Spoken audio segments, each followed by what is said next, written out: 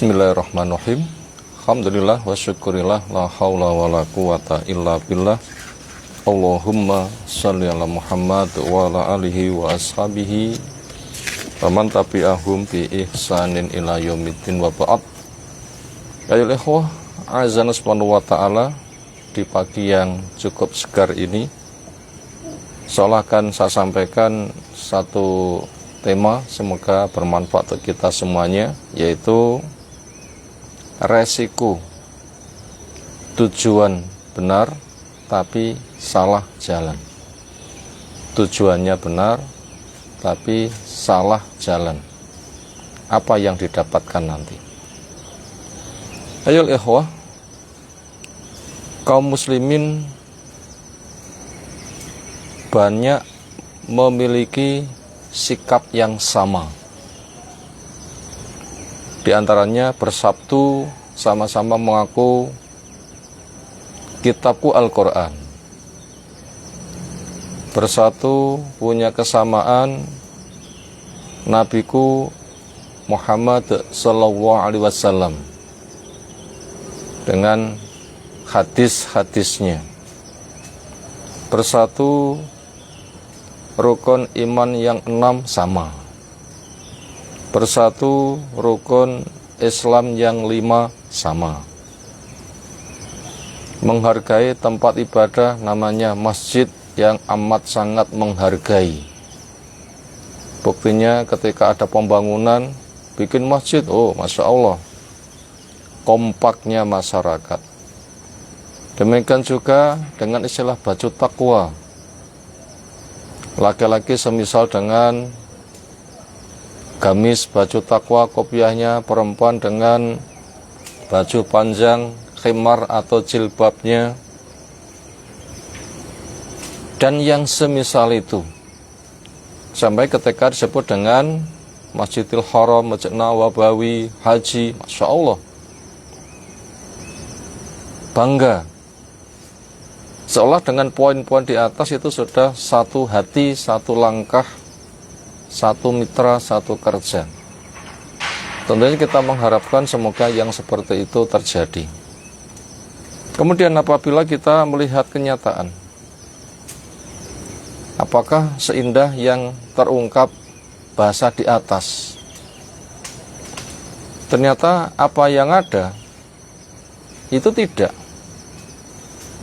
Kalau kita mengaca dari kondisi umat yang lalu, ketika dikenal dengan istilah ahli kitab, itu satu kesatuan.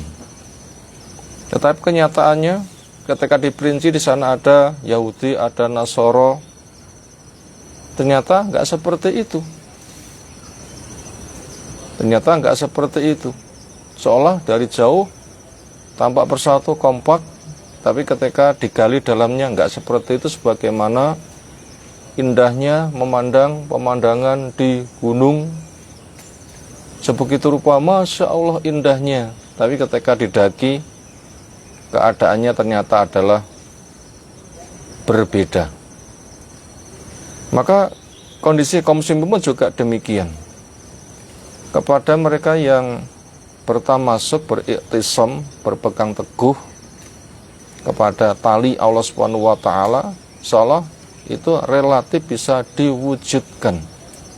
Tetapi secara mayoritas bahwasanya umat ini berkarakter sebagaimana karakter umat yang dulu-dulu.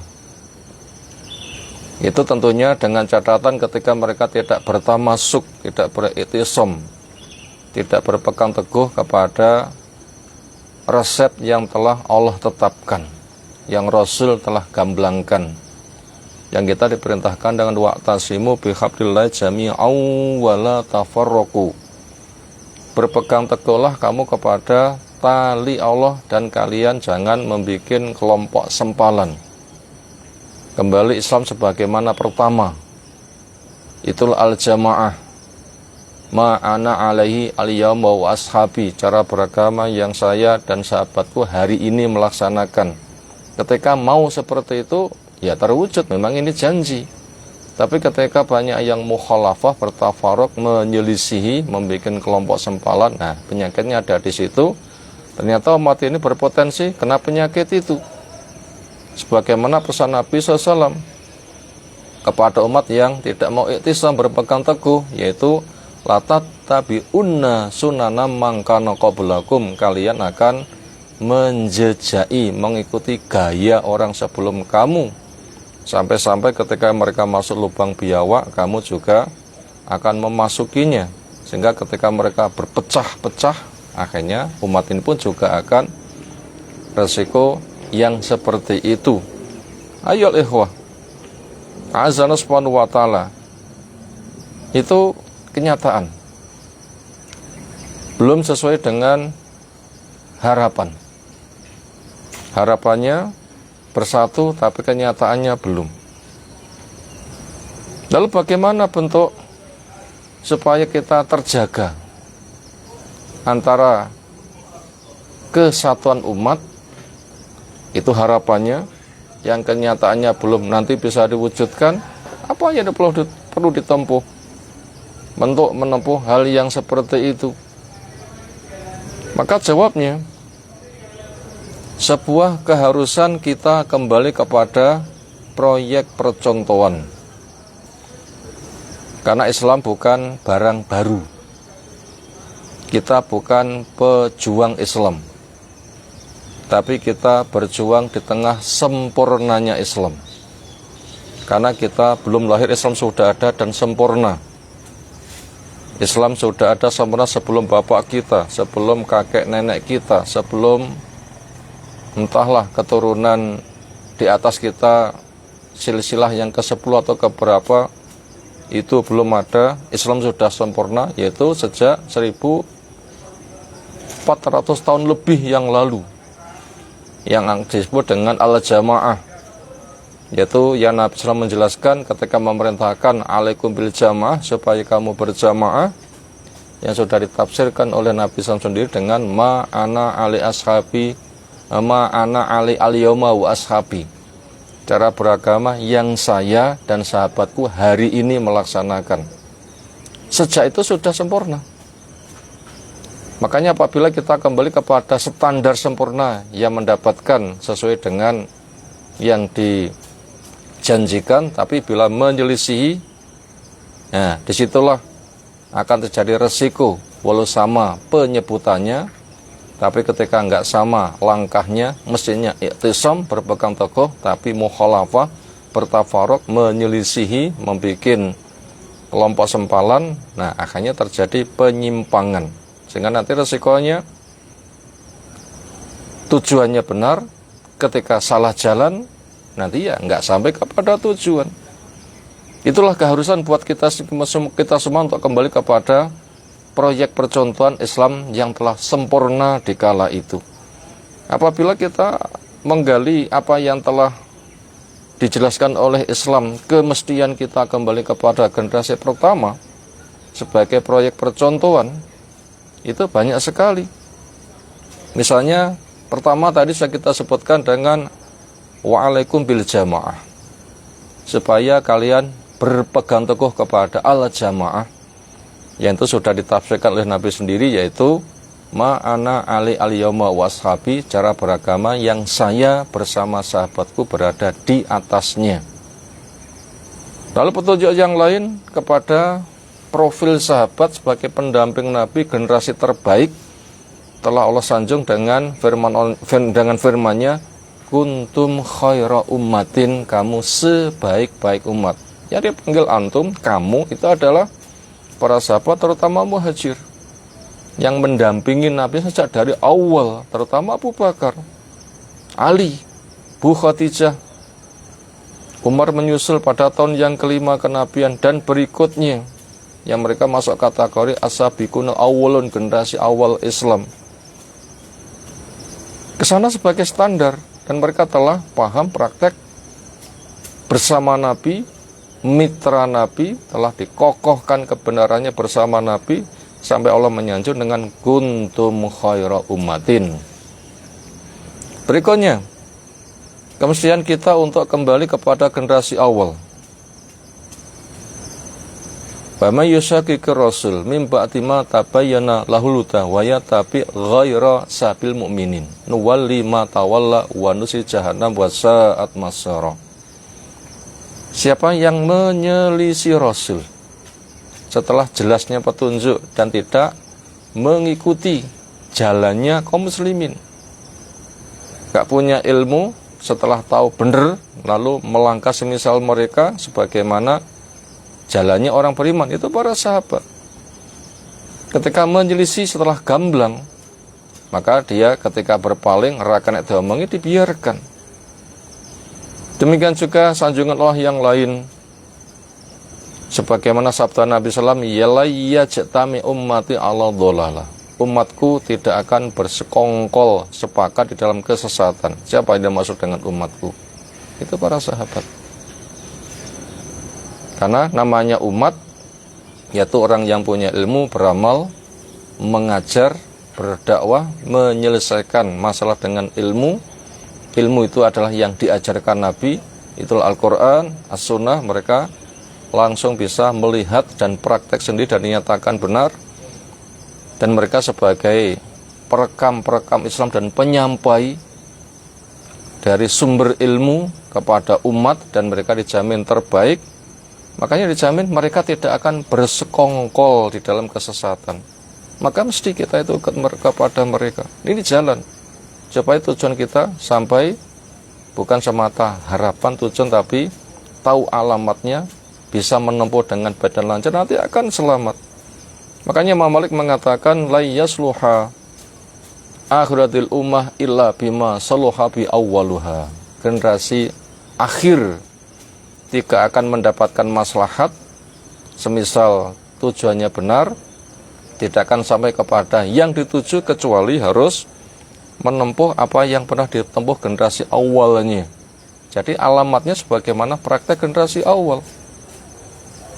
Nah, sehingga nanti bisa mengikuti petunjuk mereka, nanti akan sampai kepada tujuan dan itu menjadi selamat. Ayol ikhwah, maka daripada itu kita butuh memegangi kaidah yang telah dirangkum oleh ahli ilmu sebagai kata ringkas yang mudah untuk diingat, dihafalkan dan direnungi, sehingga ketika beramal dengan kaidah yang ada nanti akan terbimbing, terarah, terjaga. Makanya di sini akan saya sampaikan beberapa kaidah yang butuh untuk kita pegangi, perlu kita apal nih, sehingga sewaktu-waktu kita nanti melangkah, makanya alamat itu selalu jelas gamblang, sehingga kita tidak akan salah jalan. Jangan sampai hanya benar tujuan tapi salah petunjuk, salah alamat, nanti akan berisiko hilang, nggak sampai kepada tujuan. Apa kaidah itu? Yang pertama, pengakuan tauhid rububiyah,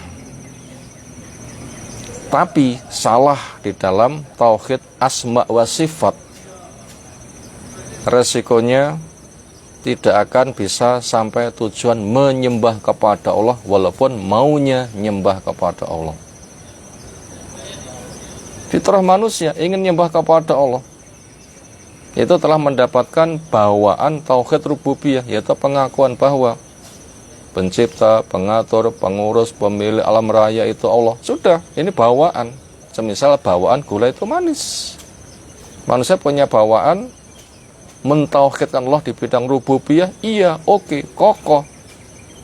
Al-Quran ketika mengungkapkan banyak sekali. Siapa mencipta langit, mencipta bumi, menurunkan hujan, menumbuhkan tumbuh-tumbuhan, mencipta kamu, dan seterusnya, memberikan rezeki, kesehatan, solusi, penyembuhan, menghilangkan kegundahan. Semuanya kembali Allah. Kompak.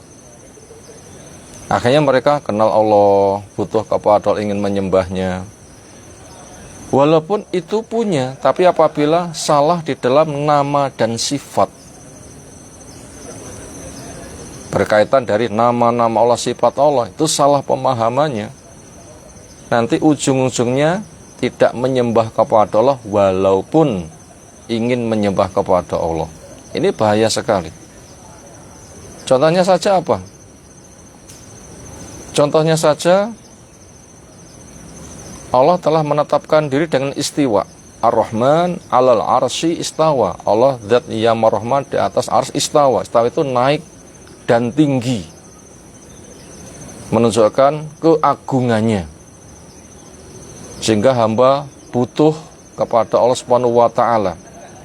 Tapi ketika istawa diganti dengan istaula, yaitu menguasai. Berarti semula standar terjadi duel lalu menang. Nanti resikonya seperti apa bila ditakwil, dipalingkan yang seperti itu? Nggak sampai kepada tujuan. Kenapa kok nggak sampai kepada tujuan? Karena salah di dalam mendudukkan Allah. Salah dalam mendudukkan Allah. Seolah Allah itu sebagai rival, mitra duel. Cuma dia itu sebagai pemenang.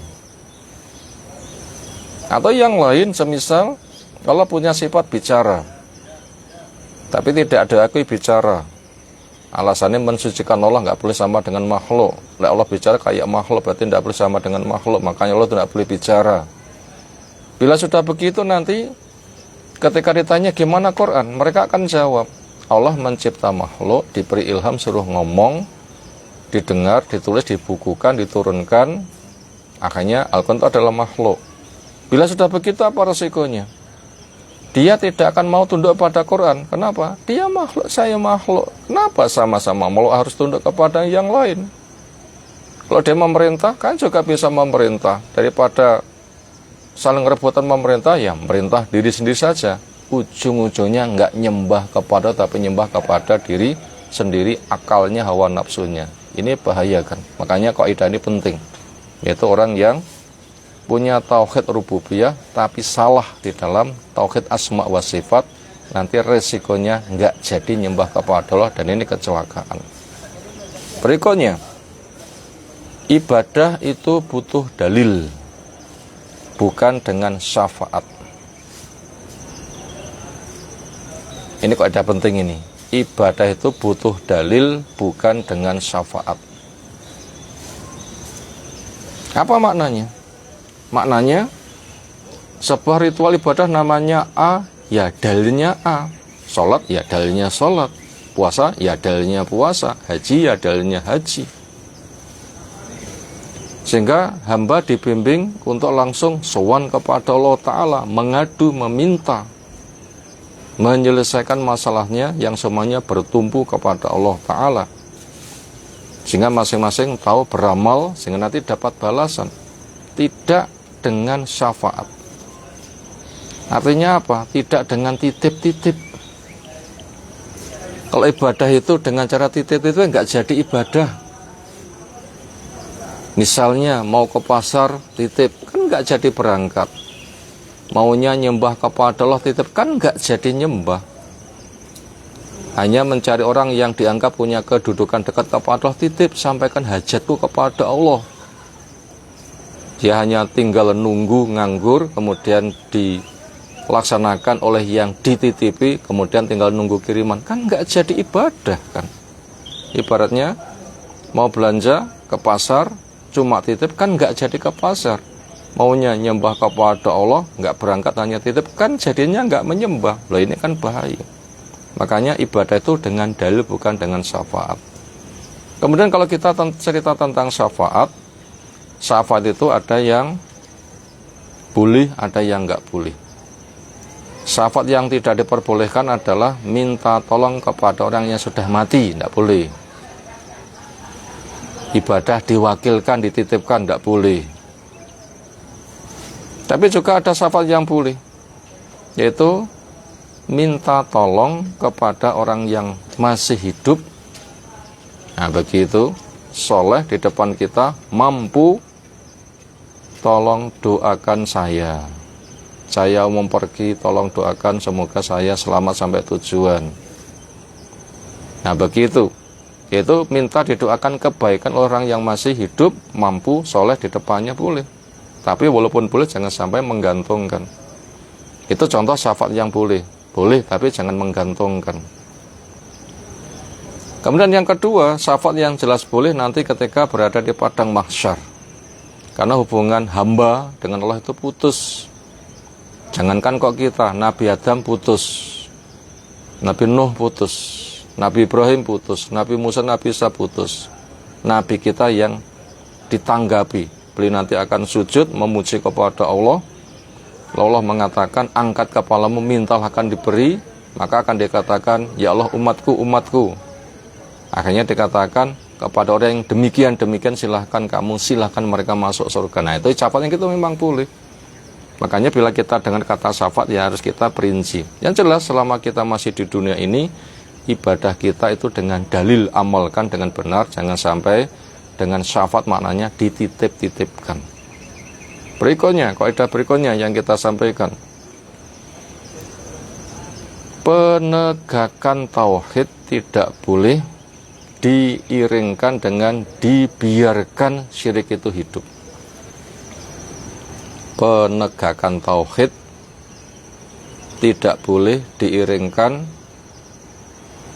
pembiaran syirik itu hidup. Kenapa? Karena dua ini kontras. Tauhid saja tidak boleh syirik. Ada tauhid campur syirik rusak. Minum madu saja jangan racun. Madu ditambah racun ya rusak. Ya begitulah perintah yang diemban kepada Nabi SAW.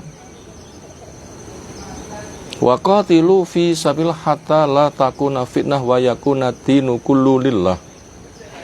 Dan supaya kamu berperang di jalan Allah, berjuang di jalan Allah untuk menegakkan tauhid sehingga tidak ada syirik, yang ada ketauhidan saja. Ini kaidah penting. Makanya apabila kita bertauhid harus betul-betul steril dari syirik. Apapun bentuknya. Apapun bentuknya. Syirik besar maupun syirik kecil. Kecil saja bahaya, apalagi besar. Dan kita telah mempelajari macam-macam kesyirikan. Maka pahami tentang macam-macam kesyirikan yang kita sering menyampaikan bersama resikonya kesyirikan. Dahsyat sekali resiko syirik, yaitu syirik besar. Sejak nggak diampuni dosanya, nggak diterima amalnya, dihancurkan apa yang pernah diamalkannya, divonis neraka, nggak ada penolong, haram surga. Makanya antara tauhid dan syirik tidak bisa satu sama sekali. Ini kaidah yang kita pegang.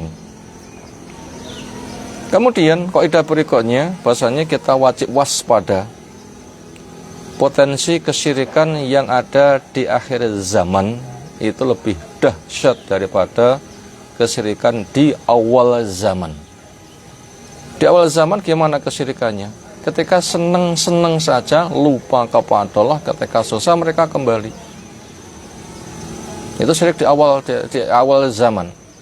Ketika seneng-seneng saja, mereka terbuai dengan kesenangan, lupa kepada Allah, seolah kesenangan itu surga, seolah yang dari Allah itu beban, makanya mereka terbuai dengan kesenangan dunianya, lupa kepada Allah. Tapi ketika mereka susah, dunia yang disuka sudah tidak ada, ditinggalkan, akhirnya kembali kepada Allah, ya Allah, ya Allah, ya Allah, ya Allah. Itu syirik orang dulu itu begitu. Cuma ketika mereka pulih kembali, mereka kambuh. Lalu bagaimana kondisi syirik di akhir zaman? Lebih parah. Ketika senang mereka syirik, yaitu lupa kepada Allah, gak peduli, dipanggil gak peduli, karena terbuai, terlalaikan oleh dunianya. Dan ketika susah,